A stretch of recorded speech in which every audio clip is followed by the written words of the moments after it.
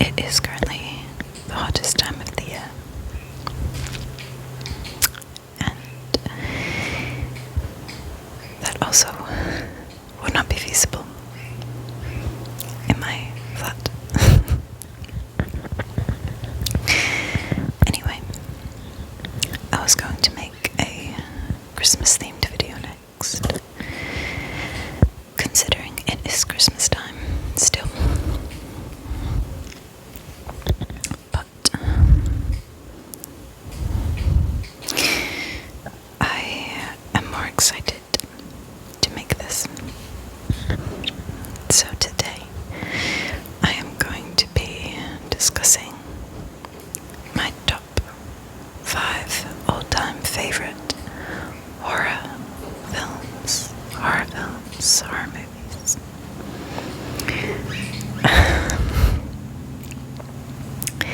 Apologies, my cat.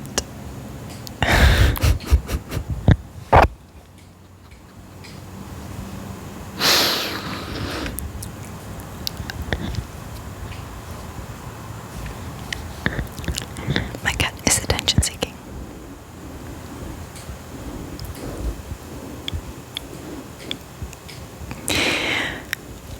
He's huge. And he's taking up a lot of space right now. Go, go, go.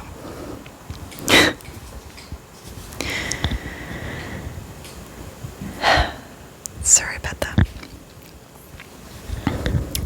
Anyway. He's decided to join me. So I apologize if he makes any noises. So, ranking my top 5 all-time favorite horror films. My nails are very horrifying right now because they're 3 weeks old. So perfect for this video. So, I just want to preface this video by saying that I will be discussing some dark themes as per the nature of horror. There are some very dark, depressing subject matters explode in these movies. So I just ask that viewers' discretion. What am I trying to say? Viewers' discretion is advised, is what I'm trying to say.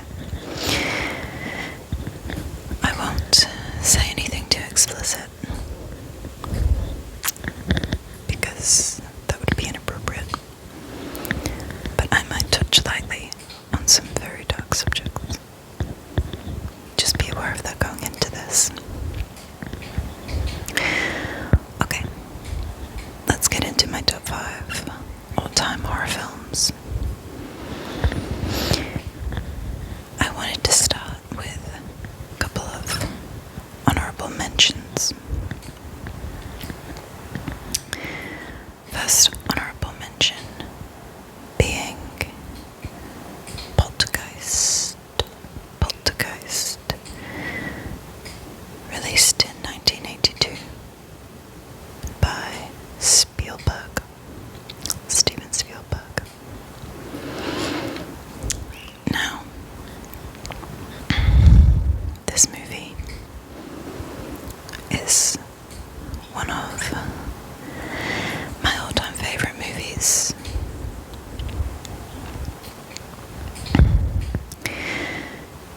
I think it was probably the first movie that I ever watched that is considered a horror film. I was probably 10 when I first watched it with my dad. My dad definitely was the one to get me into horror. Both my parents love horror, but my dad, I would say, off at a young age with the horror genre. And what better film to start off with than Poltergeist? Essentially, the plot of the film is a classic family living in suburbia in America. It has that Spielberg feel. Two parents that love each other, an older daughter, a son, and a younger daughter. The youngest girl is named Caroline, and I'm sorry if you can hear my cat cleaning himself. I guess it's kind of ASMR. Anyway, Caroline likes when the TV goes staticky. Back in the 80s, TV would stop after a certain time, and the screen would turn static, and Caroline can hear voices whenever the TV turns to static. And as the film goes on, these entities that Caroline is hearing become more animated and start crossing over more and more into the physical realm.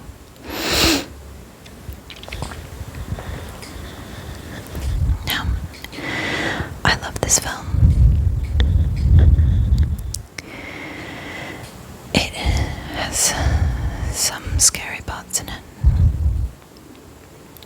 It's a bit dated with special effects, but I really enjoy that vibe. It's got that really nice nostalgic feel that 80s films have. And it has that Spielberg family dynamic that he is so good at, where he really captures relationships, these innocent and loving family dynamics. And I love that. So, Poltergeist scared me a little bit as a kid. Definitely not a scary film for an adult. Perhaps when it first came out. I would 1000% recommend watching this with your kids on Halloween. If you have kids. Or just watching it yourself, because it's awesome. I keep mentioning kids. It's not intended to be a kids film, by the way. It will scare some kids, so please don't blame me if you give your kids nightmares when you watch this film. Excellent performance by Craig T. Nelson, who plays the dad. I'm so sorry, I haven't done any research, so I couldn't tell you what the cast. But there are some pretty dark facts about this movie too. Sorry, I think my cat is about to start.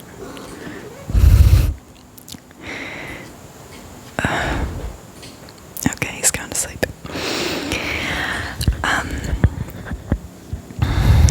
Yeah, some pretty dark things happened surrounding this movie. I think it's one of those movies that people consider to be a cursed set. The girl who plays Caroline did die a few years after filming. And the girl who plays the eldest daughter, who isn't really in it much, that was actually very tragically killed by her boyfriend at the time. It's incredibly sad.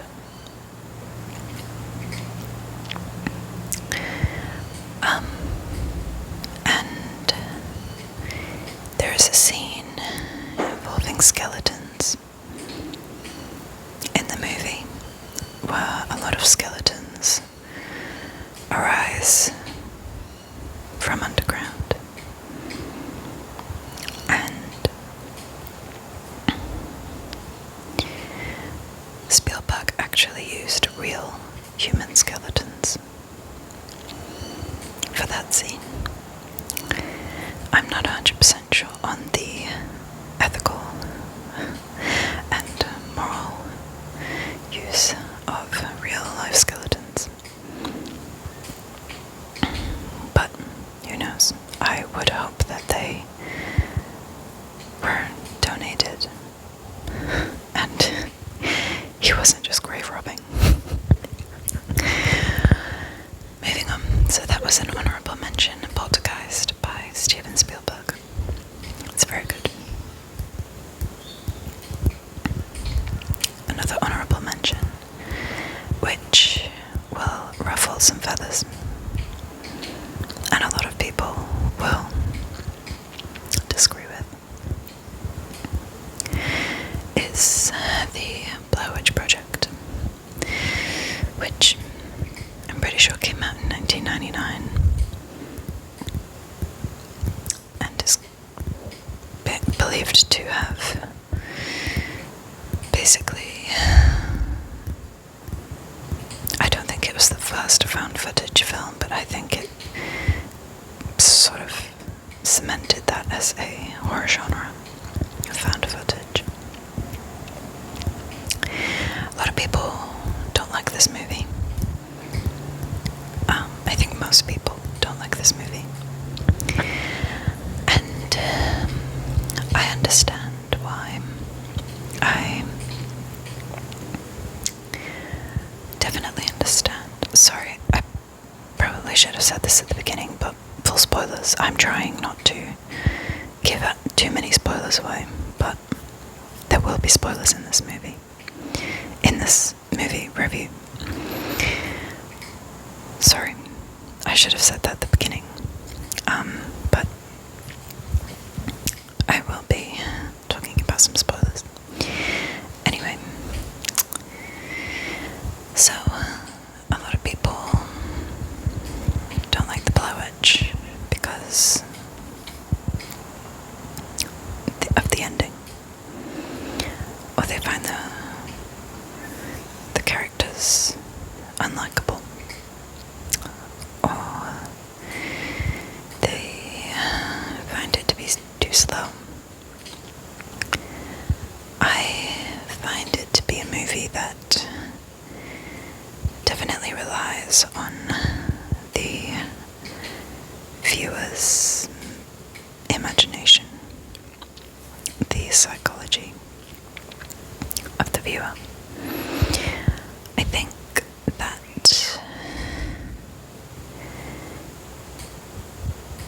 if you don't have much of a wandering imagination, that you wouldn't really enjoy this movie much. I would say that my imagination tends to make things scarier. When I was a kid, I would watch a scary film and give myself nightmares by imagining really creepy things. Sometimes not even relevant to the film, I just got into this mindset. And I think that made me a perfect audience for the Blair Witch.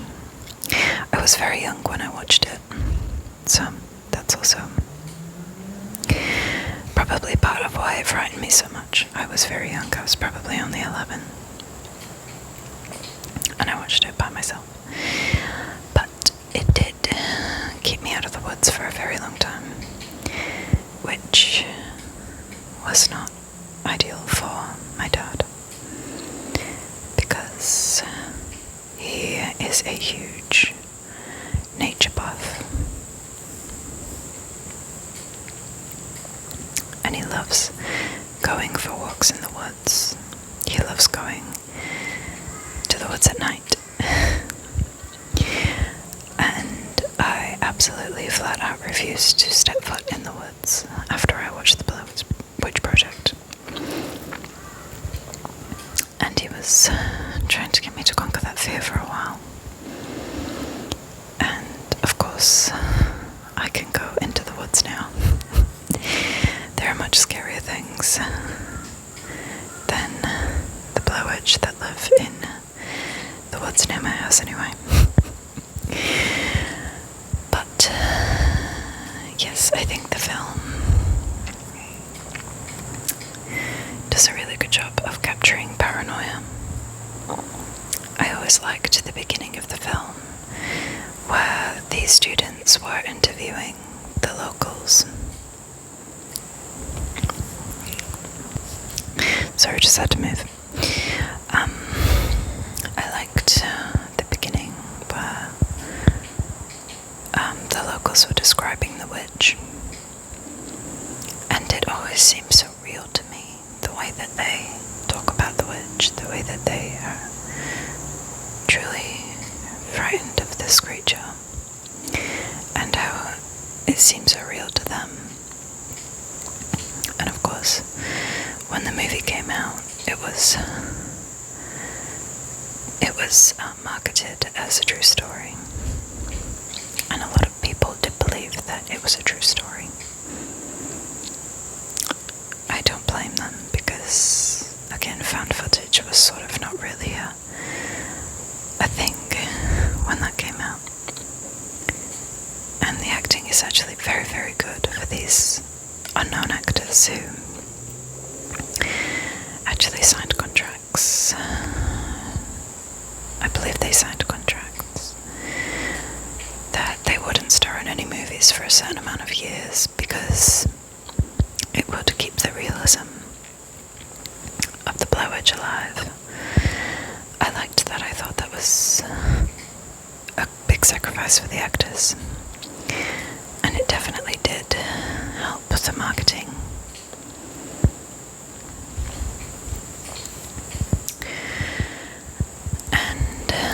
What they did on set, well, if you would consider it a set, they were essentially just actors camping in the woods, and they were given a rough script. They were told what to do, and they were left completely isolated. The director, production team,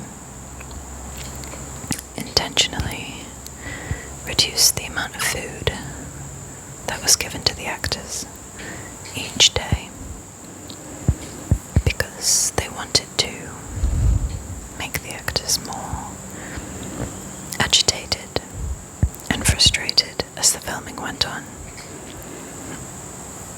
which I think that it paid off. Like, you can definitely see it in the film. I don't consider this film to be one of the greatest films ever made, but the fact that it frightened me as much as it did,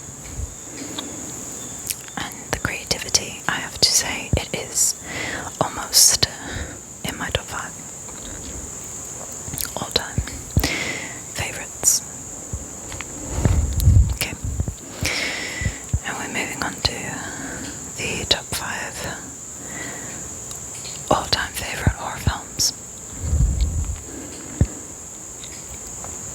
So coming in at number 5, which, sorry, cat started again. He's going back to sleep. So, number 5 is Hereditary.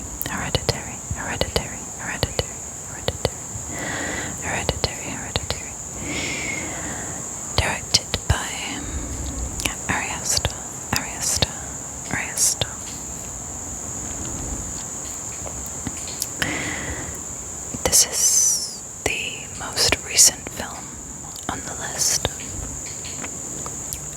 else on the list is a pretty old film.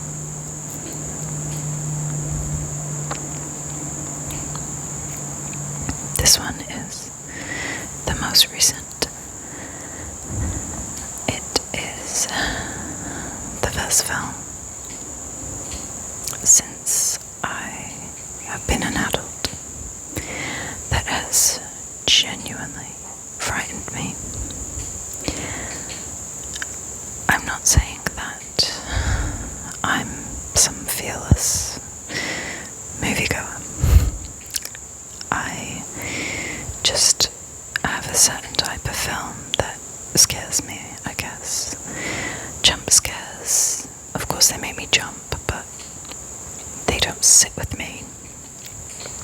I get pretty bored with jump scares.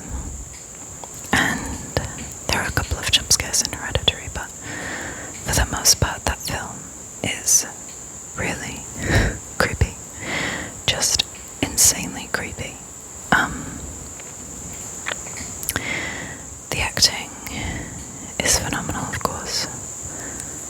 Toni Collette was robbed, but we all know that. People don't really talk about Nate Wolff's performance as much as they do about Toni Collette's. And I get that. It's because Toni Collette was well and truly phenomenal and deserved every accolade for her performance. But Nate Wolff really gave a lot to his performance in Hereditary. He physically injured himself quite a few times to make the movie very real. And Gabriel Byrne is very good in this film too, although his part is a bit smaller and a bit more reserved. His acting is a bit more reserved, but it's very effective.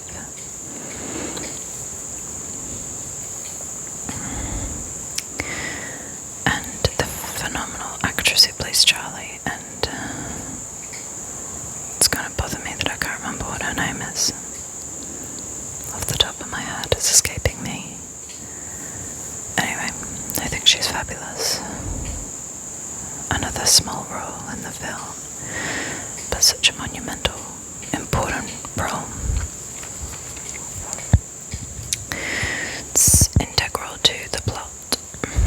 She brings a lot to her very small performance. Well, short performance, I should say. It's a very big performance for a very short screen time.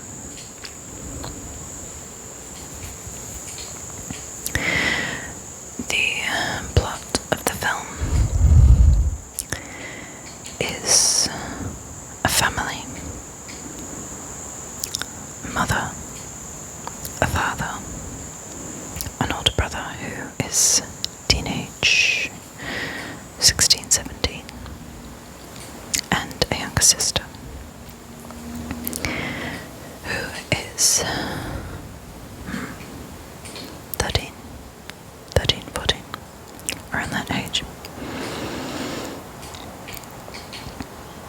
And the family is very dysfunctional. They are not very affectionate. And the mother has a lot of trauma that she is passing on to her children unwittingly. The themes of trauma, inherited trauma,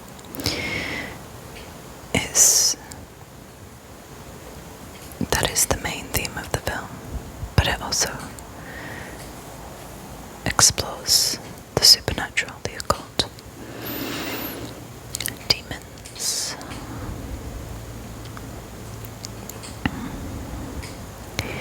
I won't give too much away,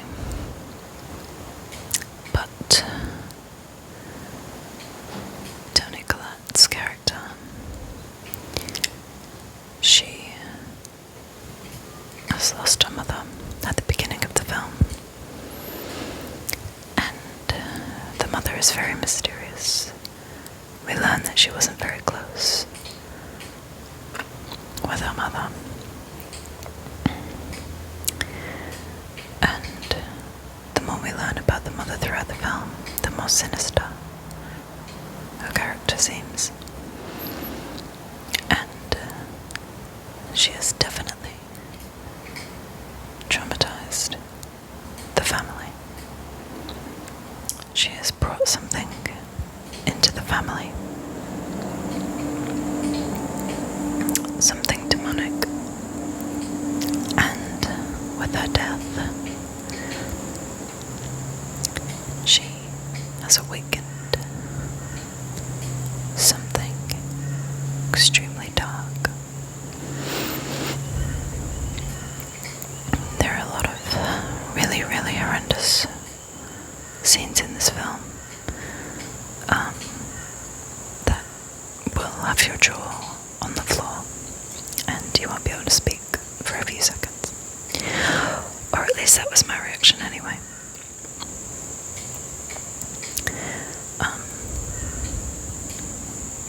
The way that grief is presented in this film, well and truly makes you feel exactly what they feel.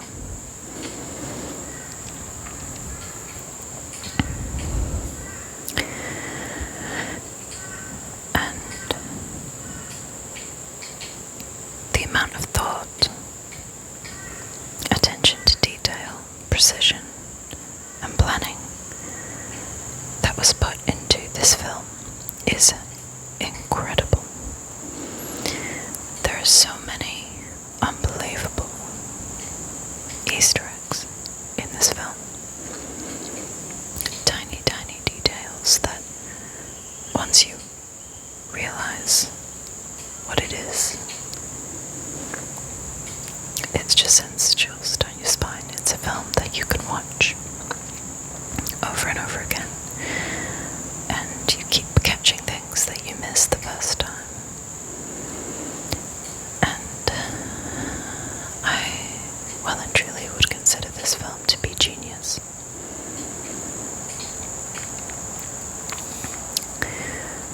Well and truly a genius film. And it is really, really scary.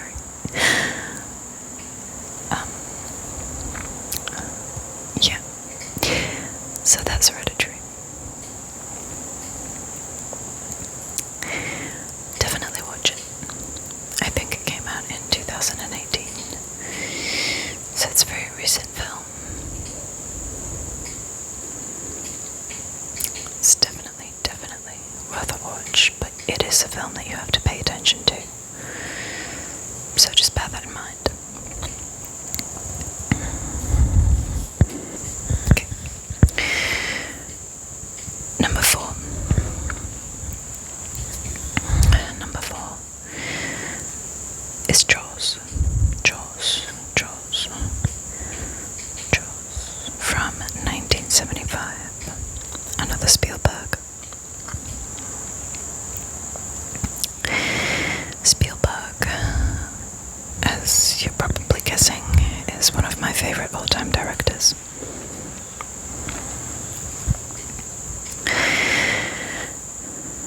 And that's possibly because I was kind of raised on him. My dad, well, both parents, I guess, are massive, massive Spielberg fans.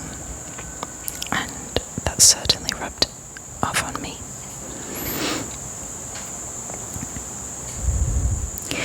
But Jaws, I didn't watch for years, and when I rewatched it a couple of years ago, I realized, wow, this movie is genuinely maybe the greatest film of all time. Dead serious. The reason it's only number 4 on this list is because, although it is a horror film,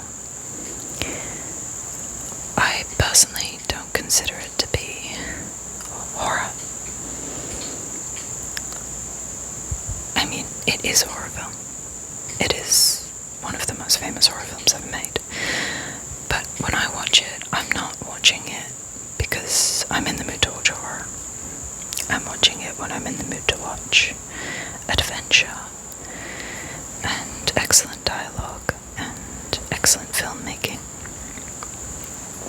excellent acting, and the score, of course, by John Williams, is, I would argue, the greatest score ever made.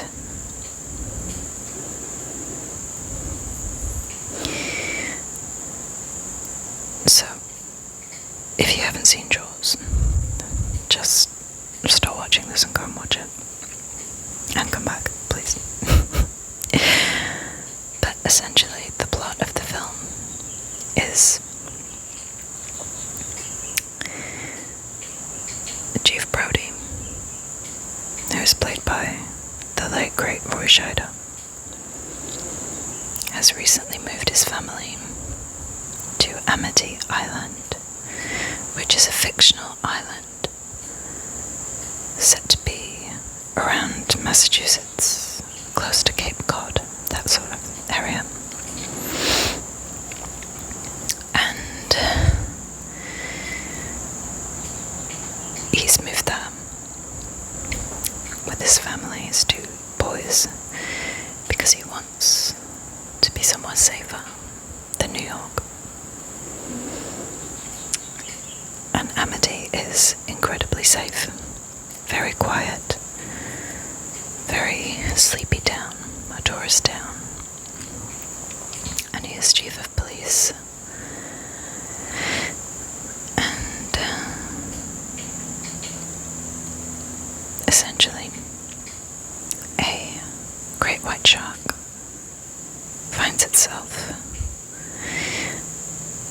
a new home at Amity Island, right before the 4th of July. Now, the conflict in this film isn't just between man and shark.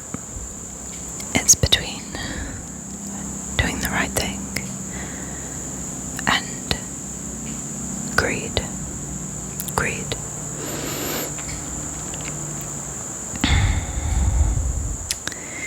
Chief Brody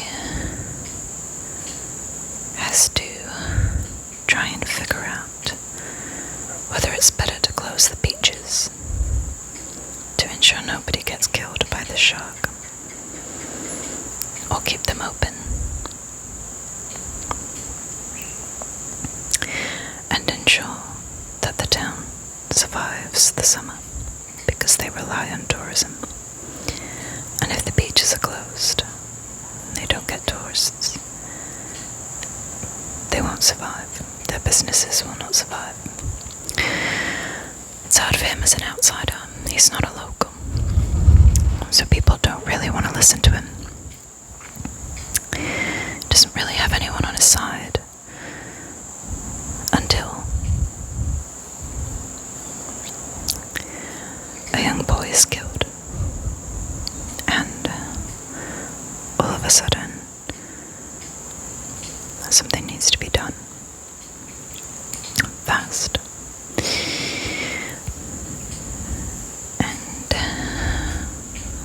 with the help of Captain Quint and a shark expert,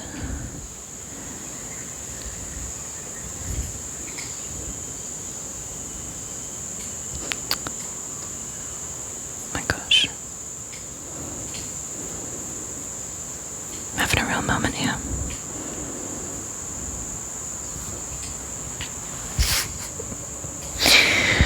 I'm having a real moment.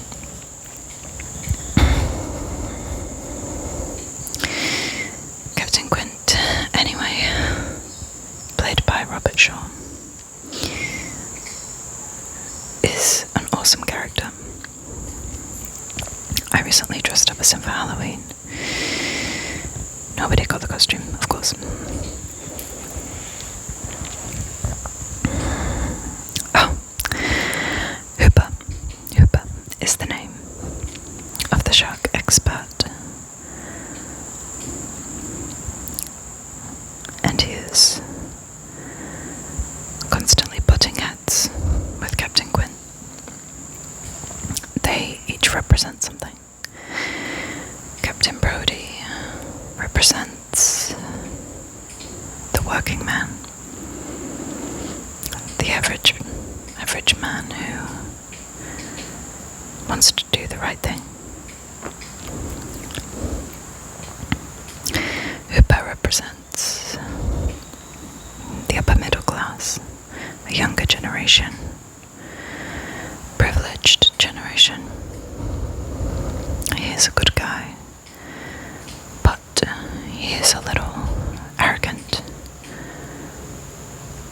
and sometimes thinks that he is better than everyone else, but for the most part he's a cool guy. We like him. And then there's Captain Quint, who is very rough around the edges,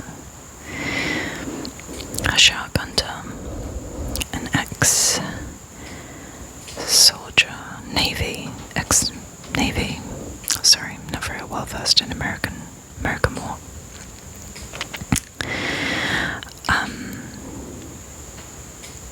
And he is very resentful of Hooper and what he represents. And, you know, he definitely relies on the old fisherman ways, as opposed to Hooper's scientific ways of catching sharks. But the dynamics are very entertaining. They really make for an excellent movie. Certainly a movie that I have watched a million times. It was considered the first ever blockbuster.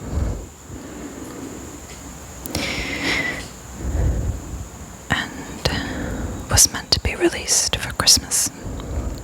But there were delays. And the movie wasn't released until summer. This, you know, was detrimental for the beaches. Life imitates art, and like the shark does in the movie scared everybody away from the beaches in the summer of 1975. But that is certainly what I would consider to be a success. And that really cemented Spielberg as probably the greatest director of his time. Of course, he has had an incredible movie. I'll probably do an incredible movie catalogue. I will most definitely be doing a video about Spielberg, probably ranking his movies. But a spoiler alert, Jaws is number one for me. So, if you haven't watched it, definitely watch it. The acting is incredible from Roy Scheider, Richard Dreyfuss, and Robert Shaw.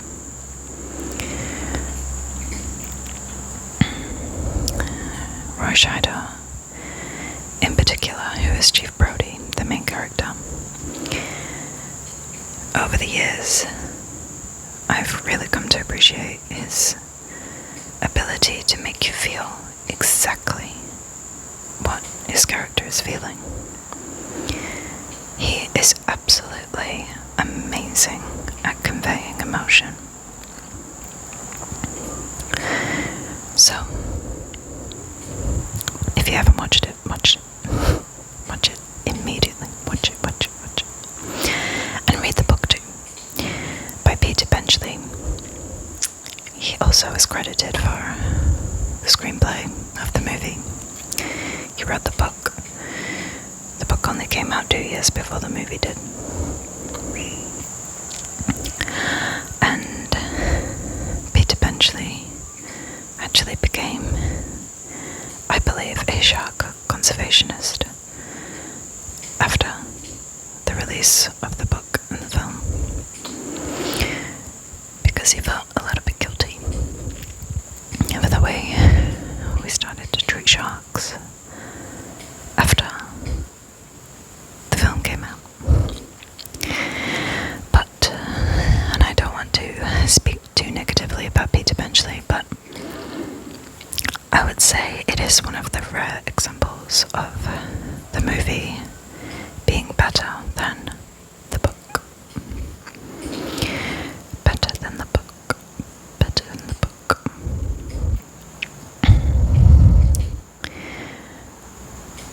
But it's still worth a read. It's not very long.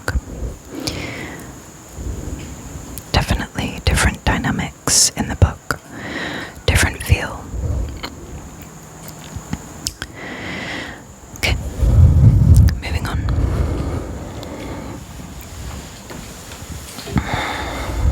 Okay. So, number three. Number three on my list is a horror comedy, which I don't think as many people would have seen, is An American Werewolf in London. An American Werewolf in London, directed by John Landis. John Landis. John Landis. I think this film came out in 1980 or 1981. It's very early 80s. It's a horror comedy. And when it's funny, it's funny. When it's creepy, I think to this day it holds up as having one of the greatest ever movie intros. The movie follows David, who is backpacking with his friend Jack across Europe, and they find themselves in the English Moor in Yorkshire. Now, I am originally from somewhere very close to Yorkshire in the UK. So, I find the opening of this movie especially creepy. The location feels very familiar to me.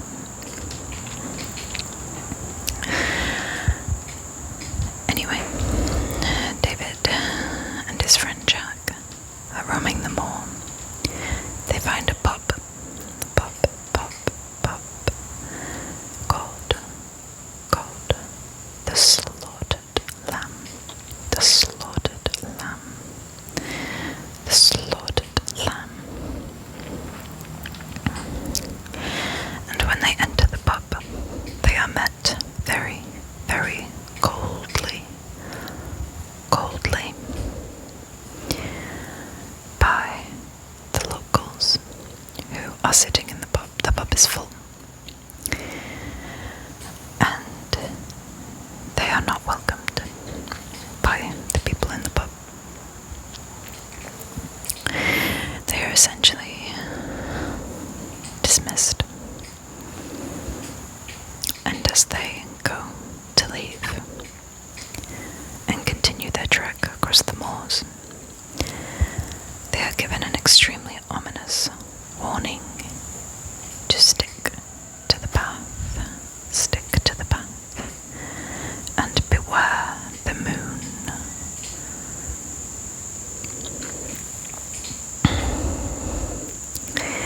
It's very, very well done. It actually has a little cameo from Rick Mail. Well, I don't know if you would consider it a cameo, because this was before Rick Mail was famous. is incredibly young, but he's actually one of the locals in the pub. And anyway, it's very, very creepy. Of course, it is about werewolves, or a werewolf.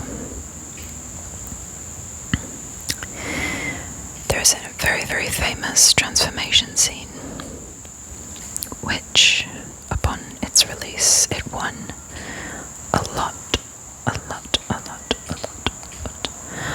of awards. Shout out to Rick Baker,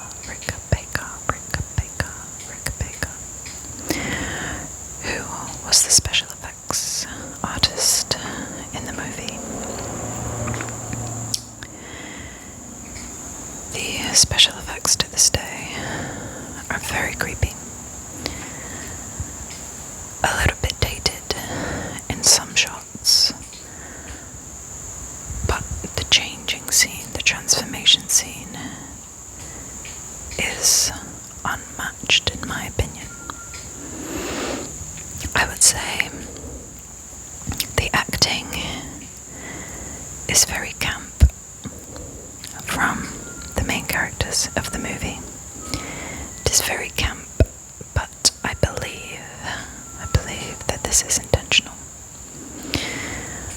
I believe this is intentional, as it does add to the comedic effect. Now, I think today's audience would either love it or hate it. Love it or hate it, love it or hate it, love it or hate it. You have to appreciate, I suppose, the time that it was released to enjoy the full film. One thing that I will say is timeless is the soundtrack. Most of the songs are about the moon.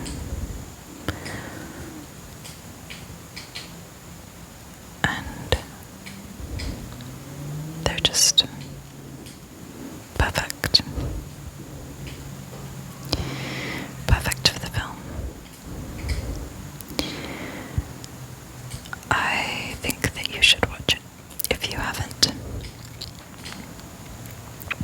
It's incredible. And again, opening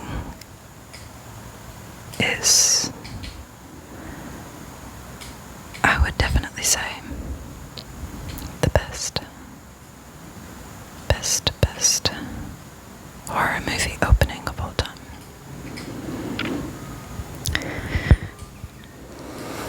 Okay. Number two.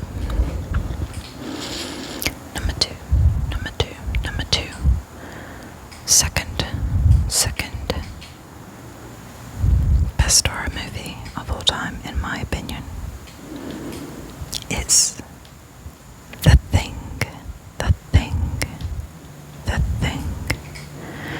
which was released 1982, I think, directed by John Carpenter, starring a very young Kurt Russell and Keith David.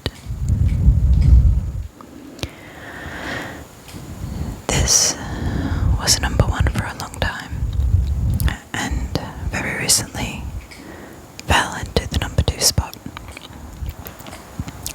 After I rewatched number one and realized that that was truly the best horror movie ever.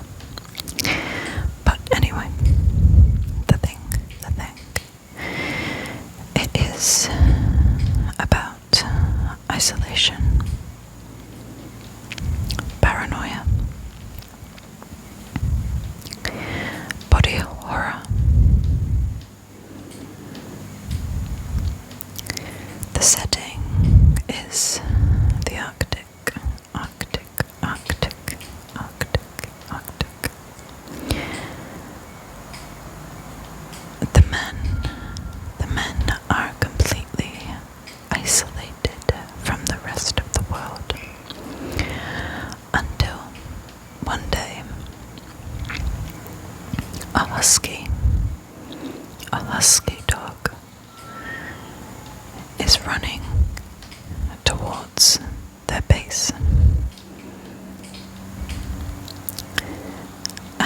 it is being chased by Swedish gunmen. I think they're Swedish. Pretty sure they're Swedish.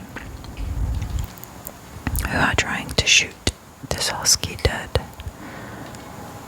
And the men who are there to do research, I believe, they come out and see that they're being shot at. So they shoot back.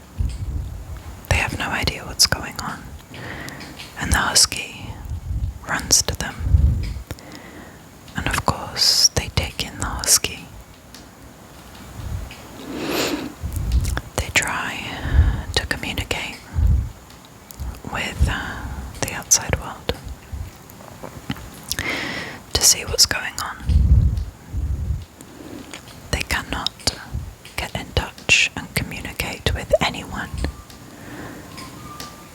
And they are completely isolated again, but now with a husky who isn't really a husky. It is something disguised as a husky. It is a creature. It is a creature, an alien creature that can take the form of whatever it kills. And one by one, it begins to take over the crew. With some extreme body horror. Extreme body horror. It is all practical special effects. Practical special effects. It is very, very well done. And to me, these special effects are much more disturbing than any CGI.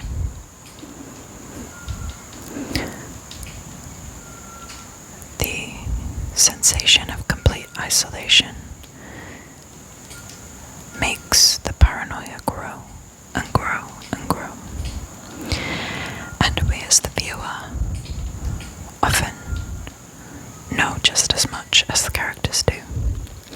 We don't know who is real and who is the thing.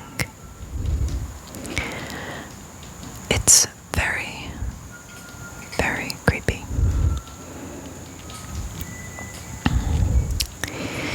And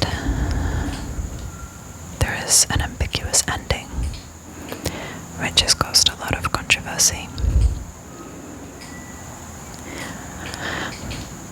as to whether Childs is or isn't the thing. And we never know, we never find out. And I like that. I think I would be disappointed if it was ever made canon, if an answer was ever given. At the end of the day, sorry, this is a huge spoiler. So if you haven't watched it, please don't go and watch the movie and come back. I'm begging you. But anyway, basically, both men are dead either way, because they have blown up base and they will either freeze to death in the Arctic, or the thing will assimilate them. Assimilate, that's not the right word. It will kill them and escape. So the best you can do is hope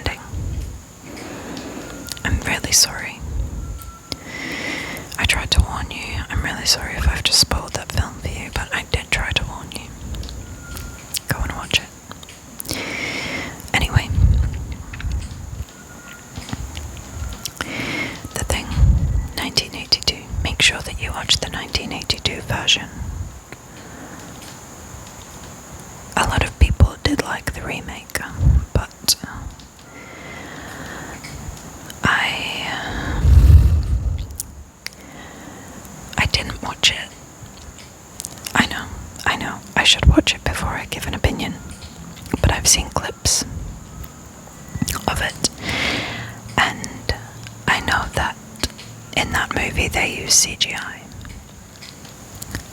for the thing, and I think that completely takes away the horror and the creativity of the practical special effects.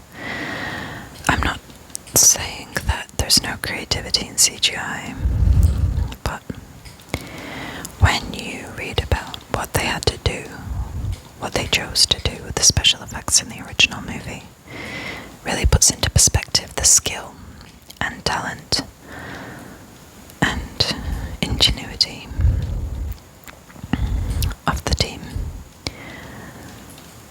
I would give it a watch.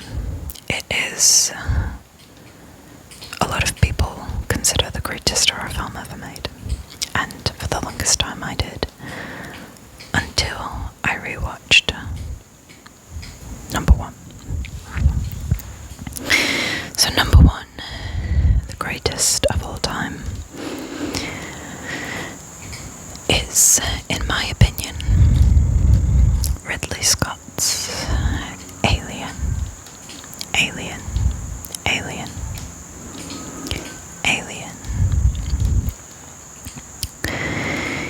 Ridley Scott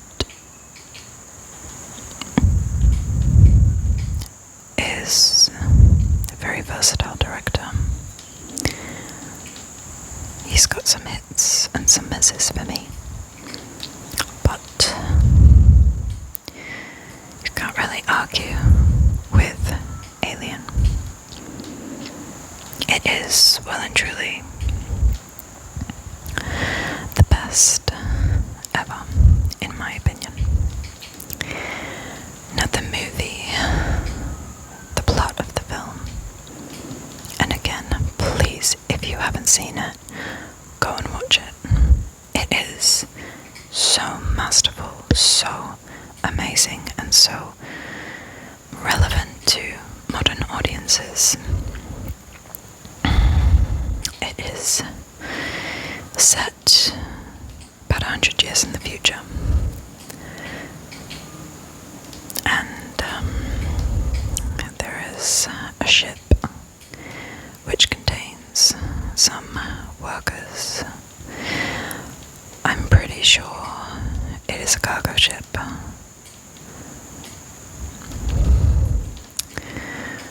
See, I'm pretty terrible with things like this, key details.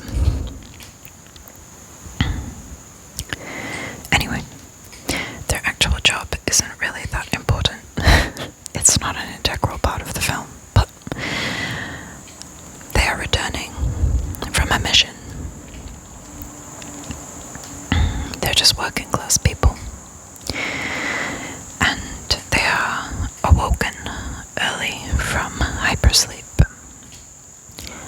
by the ship,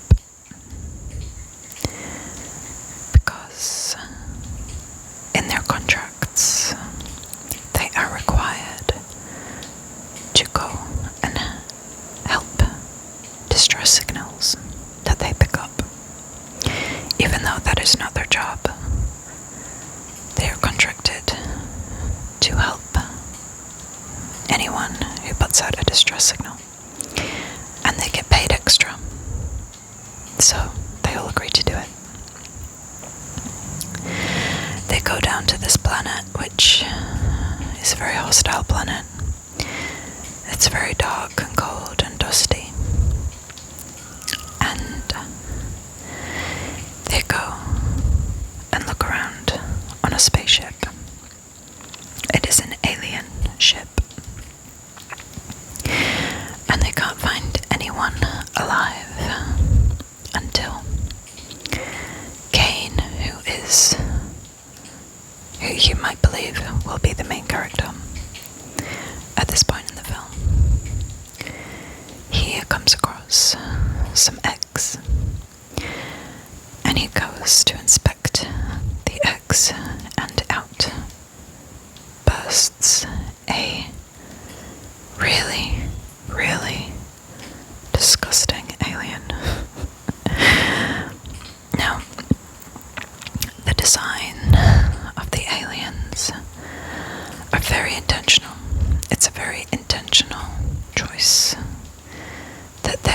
so disgusting.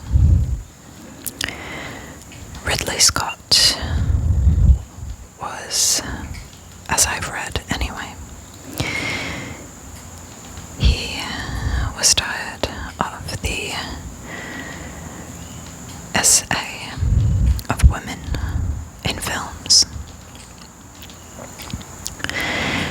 and he wanted to take the body horror that women experience, and he wanted to flip it on its head and force the men to experience that body horror instead.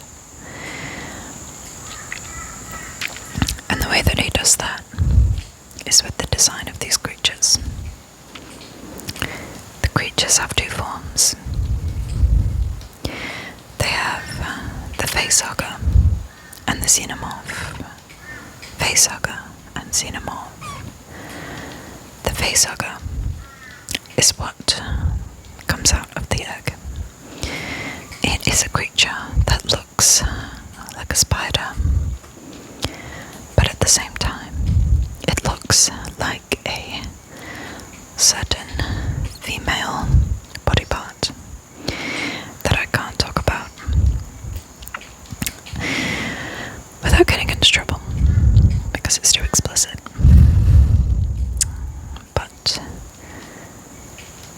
what it does is it wraps around the face, as the name suggests, and it inserts a tube down the throat of Cain.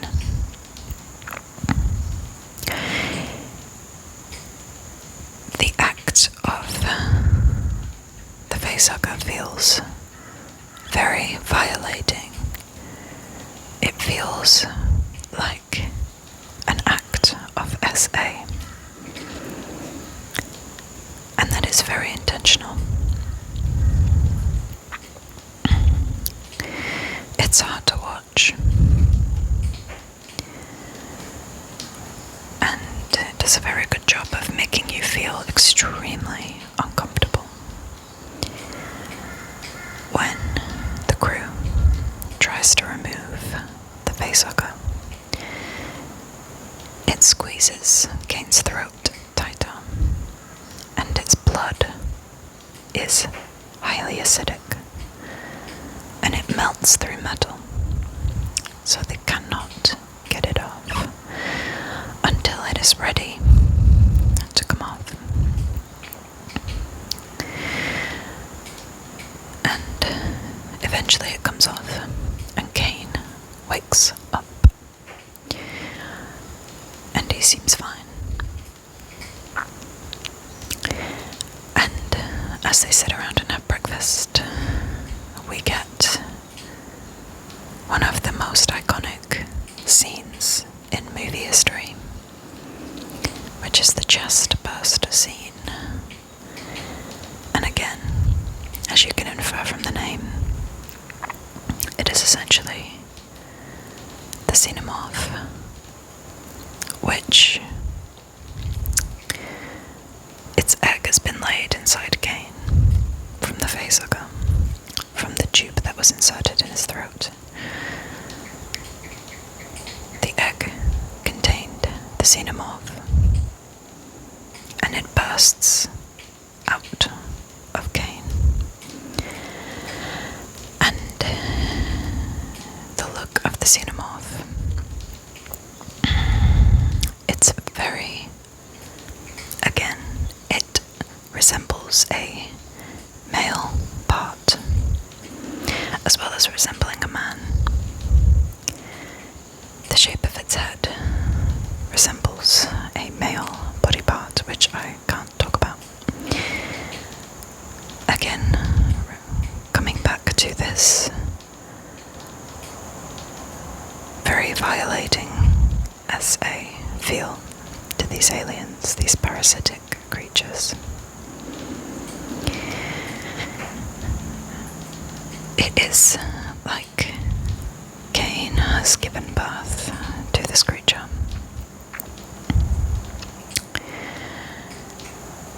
And it definitely reflects the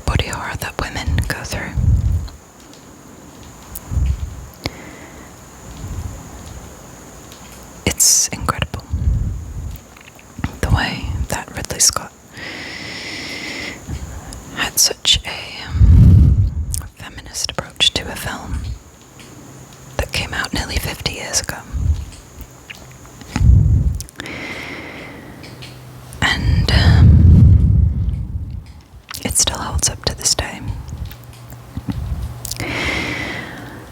But a big part of the film, very similar to The Thing, is the isolation and the helplessness that comes with the isolation, the paranoia and the distrust between the crew.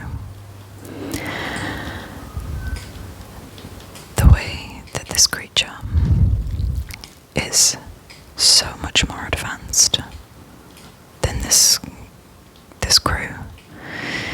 You know, they're not soldiers, they're not equipped to deal with this. They're just workers. They're just working class people. They're so wholly unprepared to deal with a creature that is so much more advanced than they are. And unlike the subsequent films that came out in the Alien series, there's only one alien. There's only one. Just one. There's no big horde of them. There's just one. And this one xenomorph absolutely decimates the crew, with only Ripley left. And of course, the cat Jones, who I really, really regret not naming my cat after. If I were to get another cat, and he was a boy, his name would be Jones, or Jonesy. Anyway, Ripley is a very unlikely final character. She isn't really very important in the first half of the film.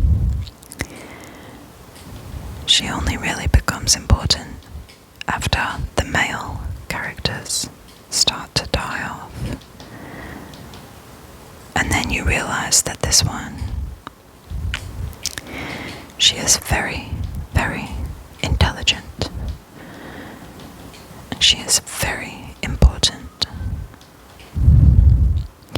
And she is overlooked until the other main male characters die. And that is what makes Alien a feminist horror movie that people don't even realize is a feminist movie until they really look into it. I don't really want to get too political on this channel, but I am a feminist, so I have to appreciate when men, especially men nearly 50 years ago, were able to create such an iconic feminist movie. But that really, I promise you, that really isn't the reason that I love it so much. It's just a really, really awesome film. It's so well done. It's so creepy. It's got some twists in it that you don't see coming. It's just very well done. Very well done.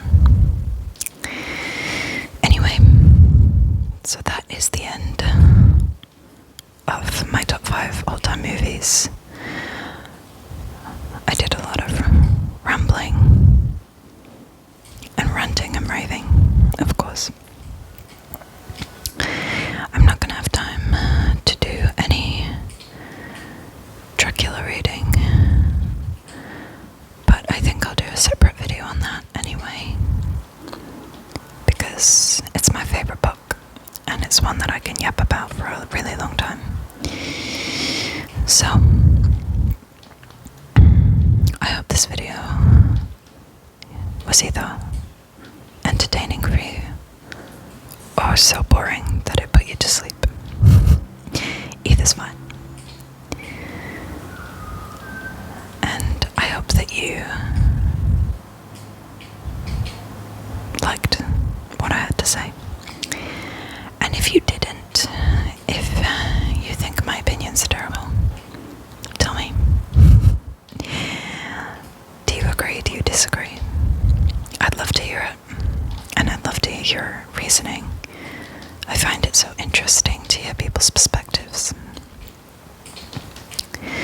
Just keep it civil, because I'm sensitive.